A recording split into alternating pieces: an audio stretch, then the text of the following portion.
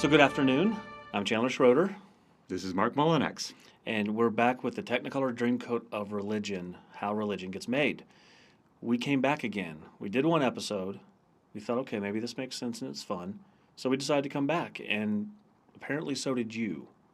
So like we said last time, if you really like this, please tell all your friends, share the links, and get this word out there because we're having a blast doing it. Yeah. So. Okay. Yeah, I am too. It's been a lot of fun getting ready for you guys, and I hope that you are enjoying this. Let us know if you're not. If you are enjoying it, pass it along to friends who might enjoy it also, please. That'd be great. Let me begin with a kind of caution. This is a class on critical thinking and religion. You don't get many of those in this format. You may get it in university classes, which this emulates. This is what I used to teach, this very course. I was once a fundamentalist, though, and I would have balked. I would have protested. I would have middle fingered what we are saying here today. But I get the fundamentalist mindset that I happen to be right. Sorry about you poor schmucks out there who have it wrong. Just know that this is not your grandmother's Sunday school class. It's going to be a course in the academic study of religion. So thanks for being with us and tuning in again for us. And another thing just to mention is it's about critical thinking.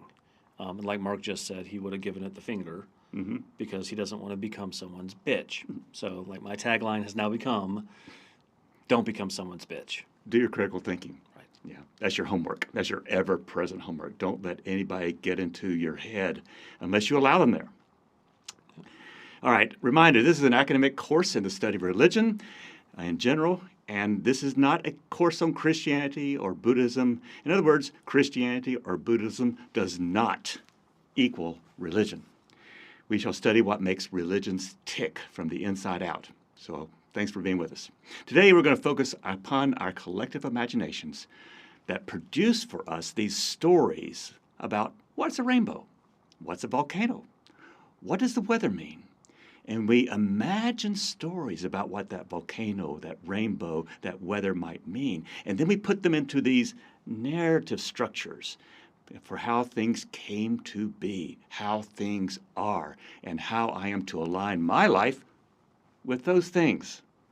Okay, so if a volcano is blowing up or the tornado is coming in and I see it as a sign from the divine that I'm not doing well, then maybe I'll change my life. But again, this is an imagined product. An imagined product. So we're talking a lot about imagination. So what is the religious imagination? So that's the ability to conceive of and relate to our, as we said last week, our a priori, our sacred symbols, to the transcendent, the divine, often shaping how individuals understand and structure their world and experience. So we imagine what it is that we need or what we want to become. Yeah. So we use mental imagery. We use this a lot in therapy as well. You know, imagining and you know putting things out there in the mire to see if they come true. And creative thinking to engage with these beliefs, these practices, these symbols, and it plays a crucial role in religious experience, which is the formation of religious ideas and the communication of those religious ideas and teachings. So this isn't scientific. It's not demonstrable. It begins with a story, you know, just like in Christianity, Genesis. The story began in the beginning. But that narrative is what we imagine ourselves to be in. Yeah. And it doesn't have to be true to be effective. Okay? We just have to believe it's true. Yeah. Okay. And there are really good things to believe in that you can't prove. Yeah. But there's also a lot of bad things that you can believe in that are not true. And we can get in trouble. So, first things first, how do religions actually begin? So everything begins with a story. What Chandler and I are going to do here is go back and forth with real first lines of some of the world's creation stories in the various religions around the world. For example, in the beginning. Once upon a time. Once upon a time, the world was at first endless space.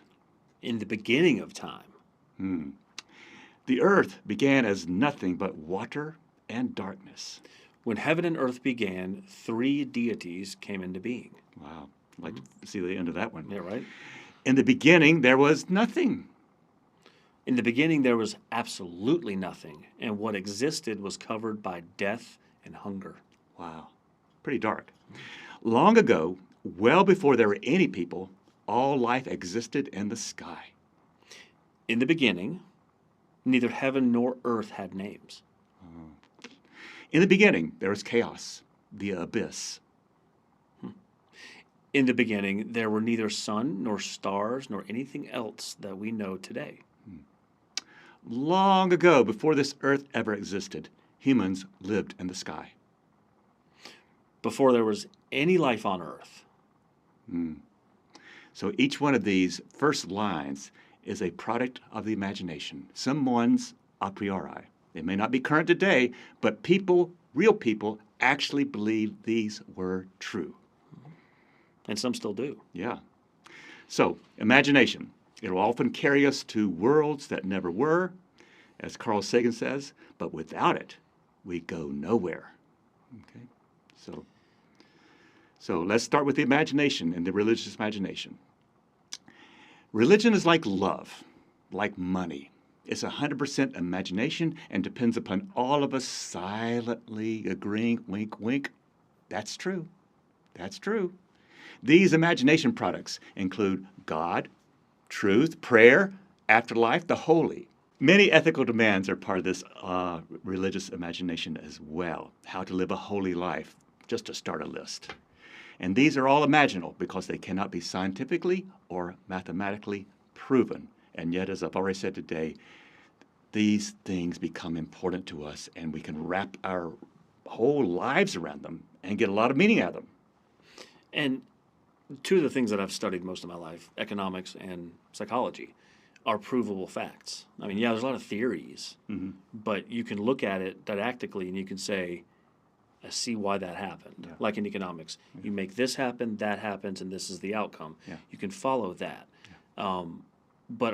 So are you saying that the idea of God, in general, is just a human imagined thing? Let me say yes for now. Absolutely yes. That works. And it really matters how we imagine God. Some faiths imagine God or the gods or the deities as warlike. And the societies that produce these warlike deities or gods are, or already were, warriors themselves. Same for a peaceful God, a gracious God, a capricious God, an absent God, a national God. Each was made in turn by war wagers or warmongers, or peace wagers, or by capricious people, and so on down the line. Genesis 1:26 says that God made us in God's own image. But I think the fascinating part is how we make our gods, very much like we make ourselves. Somehow, God becomes the very things I want or do or imagine. Frank Lloyd Wright has this wonderful quote about architecture. We make our structures, and then our structures make us. Now, just substitute the word structures for divinity or God, and you get the idea of how there's this rotating, ever-revolving idea that it becomes stronger every time we do it. That religion is something that we imagine. That's true, and it is kind of cyclical now that I think about it. Yeah. Like, if we need these things and we attain these things, then our God is what gave us those things. But if we don't need those things anymore, we shift what God is into, now I need this stuff. Yeah. And imagine that your first view of God, back when you're 3 years old and first learning, is very different from what you think God is today. Can I get a witness? Yeah. So we make our gods, and then our gods return the favor. They make us. We'll have more to say about this in an upcoming class on anthropomorphism. But first, how did that imagine first theme become true? I did this in my classes, and this is the thing that everybody remembers about my classes. How things get real or true in us is not by who says it, although it may be part of it, but it's basically how often you hear something get repeated. God is good. God is good. God is good. There is a God. There is a God. And imagine a nail. This is you. And imagine the society or the religion telling you about God. And it says, God is good. God is good. God is good. Or you can say God is evil, but we're just for today's class, we're going to say, Conversation's sake. yeah, God is good. God is good. Or you say God is love. God is an infinite number of things, whatever you want to say. But the more we hear that, even if it's like, be careful, God's going to get you. Watch out. Smite us. Yeah, whatever gets repeated in our earlier days becomes for us functionally true. Somebody imagine something that got repeated inside. Imagine the telephone game or a rumor just spreading around. And it's crazy how things can spread. Oh, yeah. Almost like an infectious disease. Yeah. Well, and speaking of medicine, you know, the way that you learn things in the medical fields is learn one, see one, Yeah. do one, teach one. Yeah. And so you learn about it, then you see it done, then you do it yourself, and then you teach other people. Yeah. It's all about repetition. Yeah. Here's a quote by William James. You want to read that quote Sure. by William James? There's nothing so absurd that it cannot be believed as truth if repeated often enough. Yeah. So I want to emphasize the power of habit in our cultures, like fashion, making us do strange things. Like when I grew up, tattoos were weird, strange, piercings. Back then, high heels were the rage, but of course, it made women crippled, basically. Right, But broke their they ankles. did it because it was the fashion. Even bow ties to make somebody look smarter than they actually are. You can make a joke now. Yeah, you need that. No, I need to wear a bow tie, that's for sure. So it's this habit that we develop that gets repeated, and just like a nail drawn across a magnet will get stronger and stronger and stronger. This repetition of something that may or may not be true, we have seen it so often, especially in politics. Whoever controls the narrative controls the policies, the people, and therefore they control the future. So whoever in religion controls the narrative can also control what happens in the narrative in the future. So next we need to understand that these a prioris, or these imagination products that we make they can be seen somehow like glasses. Okay? You wear glasses, anybody? Religions are like glasses. Glasses help us to see. Yep, they frame the world. Yes, they can make something clearer. Sometimes we outgrow our prescription. Yeah, we need a new We one. need to change it. Sometimes they get dirty or broken or even lost. Now, here's a good one. Sometimes new styles come out, whatever the fad is. Yes. Have you ever heard of Christian nationalism? Very new fad. Yeah. Okay? And by the way, the word cult we use for all those religions we don't like that came out recently. Yeah. So sometimes the glasses need replacing. And sometimes, like the old saying says, they're rose-colored. And I cannot wear yours. Nope. And you can't wear mine. Each one is custom ground for a particular time, particular person, particular need, but just try to live life without them. So if done well, if you take this class, you'll be able to go anywhere in the world, and by observation and asking a few questions, you can figure out what's going on spiritually or religiously. Okay? So no better way.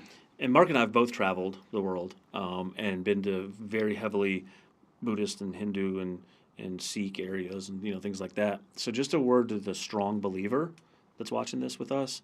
This can really be a difficult course. We know this. This risk of unfaith can actually make your faith stronger. Take a knife, like Mark was saying, repetition of things. The more you do that, the more burr you build up, and then when you knock that burr off, you have a super sharp knife, just like the nail and the magnet. Yeah. The more you question what you believe, the stronger what you believe becomes. Yeah. Your God larger than any doubt. Yeah. I want to appeal to people who may want to keep faith. I understand this. Yep. And so if you think that we are up here full of BS, remember That might be. that maybe your God is larger than any doubt that we can produce. So use this course. Become a stronger Christian, Buddhist, agnostic, atheist. Ask the hard questions. Asking the hard questions is a spiritual discipline, a practice over and over and over. And let's be honest, whatever we have become is a product of what we have practiced. So whether that practice is athletics or music or truth or devilry, we become what we practice. Yeah. This came out a lot in my last podcast. We become what we practice and not much else. Yep. Yeah, my dean at this university used to get the most angry letters and emails and comments about this particular class we are now reproducing for you. Why? It seemed to them that the people who are making these comments that I was going beyond belief into heresy. But the dean, the president, and I were all agreed on this one point. You know, in life, there will be doubt. There will be challenges. There will be changes in one's belief. Why not? Within the safety of a liberal arts classroom where ideas can cross each other and sharpen up everybody else at the same time, why not teach what is inevitably going to happen in any religion, to any religious follower, to see how the challenges of faith can build up a person of faith so that they, in the words of the New Testament book of 1 Peter, chapter 3, verse 15, always be ready to make your defense to anyone who demands from you an accounting for the hope that is in you. Nice words to remember. Mm-hmm. So if you have issues with this class, email me. Let's talk. If you're in the Asheville area, let's get a cup of coffee. If you ask my former students, they're actually grateful for the critical thinking I demanded of them. That's why I'm standing here. Yeah, okay. 23 years later. Okay. So this class is going to be in the green zone. Okay. In the comfort zone, most people have a closed mindset, not questioning. You're idling along in neutral or autopilot. And then that's about 50%. The comfort zone is about 70% of people, give or take. In the green zone where we are, there's going to be about 20% of us who are questioning the comfort zone. We're not going into the red zone, that's about 10% of the people, but we're keeping this tension between the comfort zone and the danger zone by looking at ideas that you usually will not come across in everyday conversations. So I hope you like this class. So next time, when we get together, we're going to talk about what is religion. Why do we have religions in the first place? So for this short class, thank you so much for being with us. And we'll see you next time. We need to thank the Marshall University Library and Recording Room. And want to thank you guys for tuning in again. And hopefully we'll see you back in class number 3 coming up soon. Which is going to be called, What is Religion Anyway? Bye. See ya.